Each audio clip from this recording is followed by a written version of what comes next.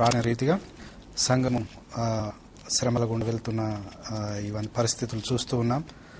Iraq, Nigeria ఆ ప్రాంతాల్లో జరుగుతున్న హత్యాకాండ మరి చూస్తూ ఉన్నాం.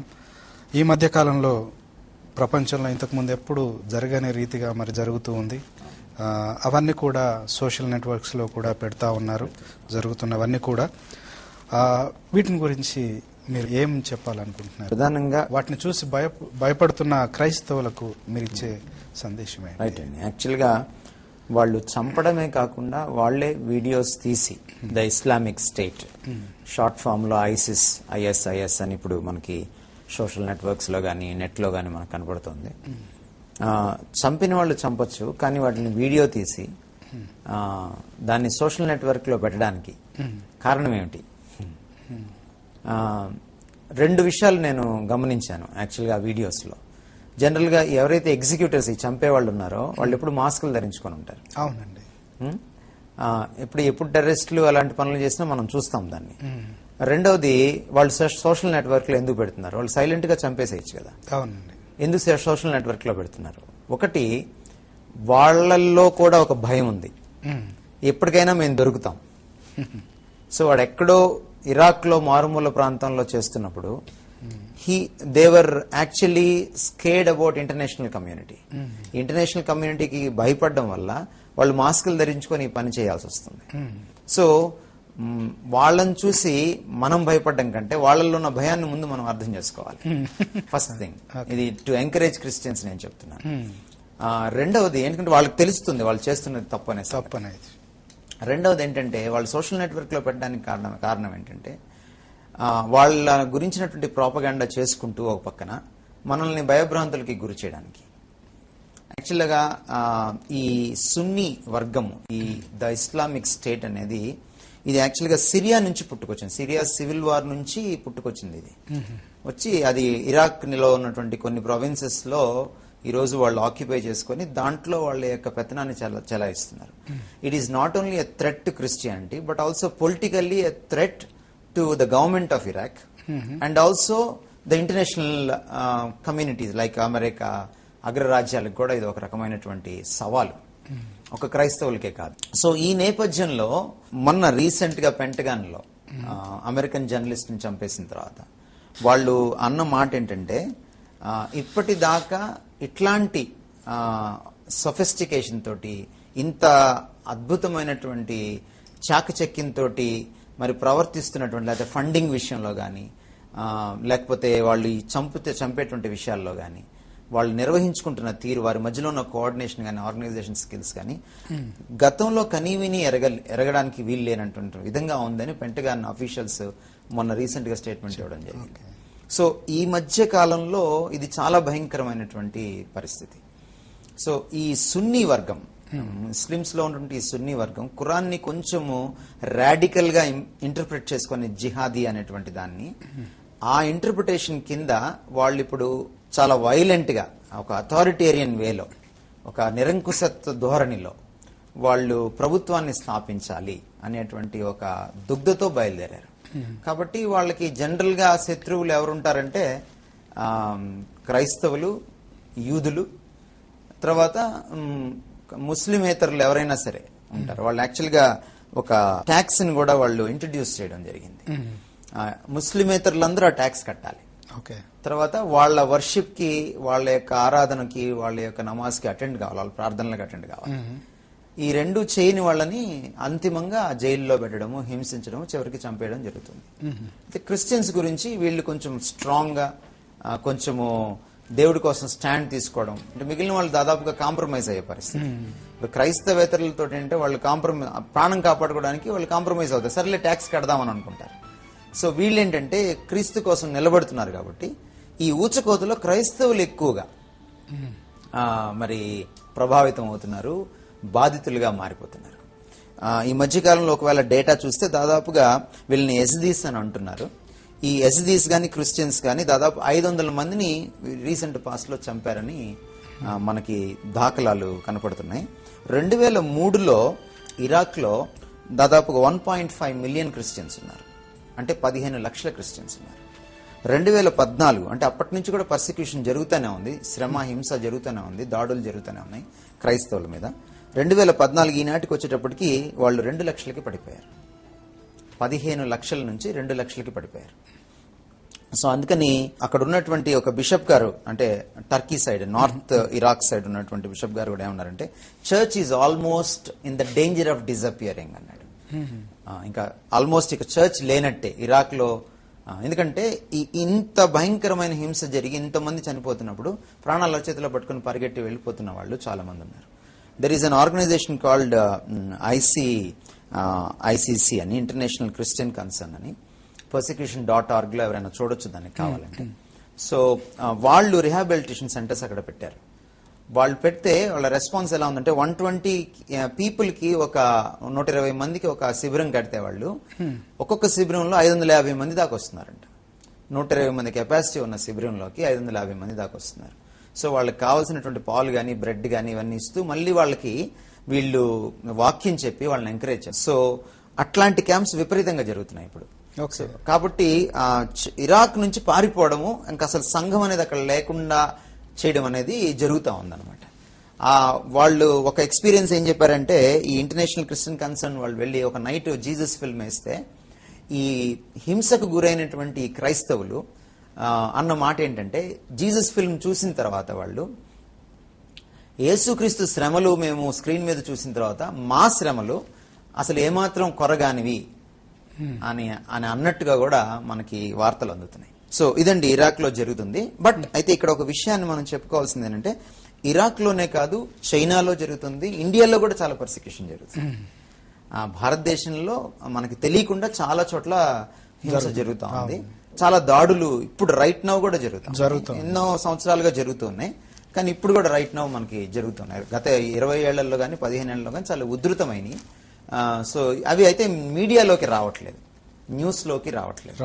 సో వాటిని బయటకు తీసుకురావడం, ఆ ప్రపంచానికి, సభ్య సమాజానికి తెలియచేయడం, అది హ్యూమన్ రైట్స్ ఆస్పెక్ట్ గా దాన్ని తీసుకోవడం కూడా చాలా ప్రాముఖ్యమైన విషయం. క్రైస్తవుల నుంచి కూడా కొంతమంది ఈ హ్యూమన్ రైట్స్, ఈ మానవ హక్కులకు సంబంధించిన పోరాటాలు చేయవలసినటువంటి ఆవశ్యకత కూడా ఏర్పడతా ఉంది. ఇంత అవేర్నెస్ మనకు వచ్చిన తర్వాత మానవ హక్కుల గురించి, ఏ భారతీయుడు, అది అతను ఏ మతస్థుడు ఏ కులస్థుడు అయినా సరే అన్యాయానికి గురి కాకూడదు. కాబట్టి బయటకు ఏమని చెప్తున్నారంటే, క్రైస్తవులు బలవంత మార్పిళ్లు చేస్తున్నారని చెప్తున్నారు ఇండియాలో. కానీ యాక్చువల్ గా వాళ్ళు బలవంతంగా క్రైస్తవుల మీద దాడులు చేయడము, మళ్ళీ వీళ్ళే ఎదురు కేసులు పెట్టడము, ఇలాంటివన్నీ మనకి అసేతు హిమాచలం, హిమాలయ నుంచి కన్యాకుమారి దాకా మనకి జరుగుతూనే ఉన్నాయి.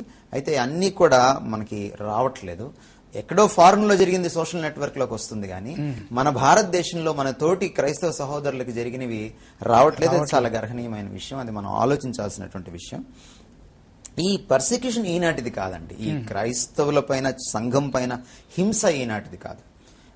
రైట్ ఫ్రమ్ ద బిగినింగ్ యేసుక్రీస్తు వారు ఈ భూలోకానికి వచ్చి ఆయన తన శిక్షాగణాన్ని ఏర్పరచుకున్న దగ్గర నుంచి కూడా ఇది జరుగుతూనే ఉంది.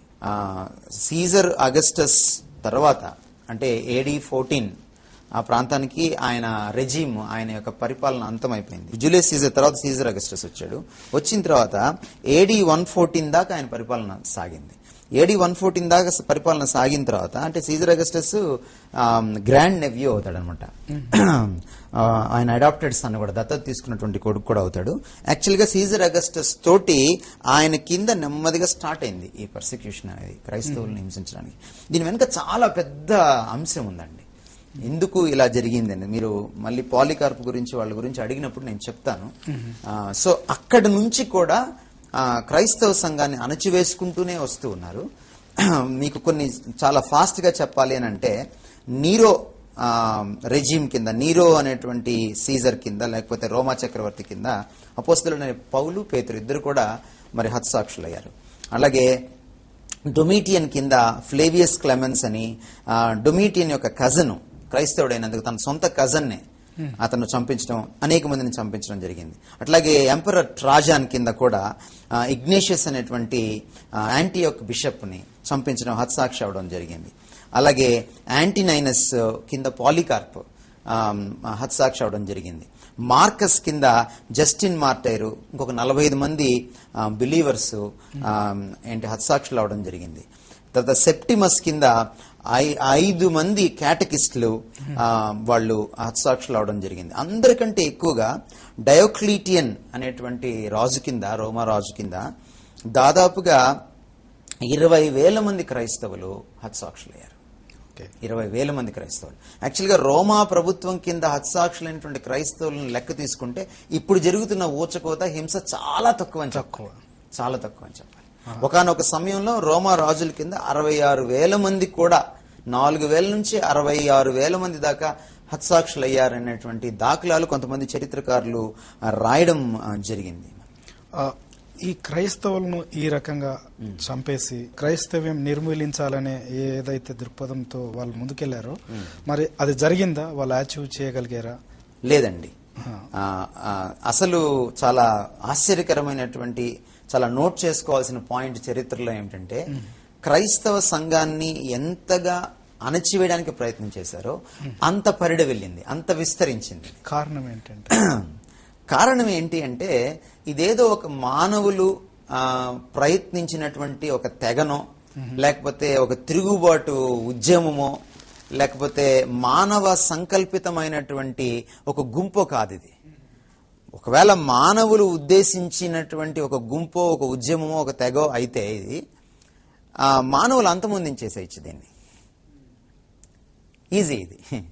కానీ ఎందుకు రాజ్యాలు కూడా, రాజులు కూడా, చక్రవర్తులు కూడా క్రైస్తవ సంఘాన్ని నాశనం చేయలేకపోయారు అంటే క్రైస్తవ సంఘము దేవుని చేత ఏర్పరచబడింది.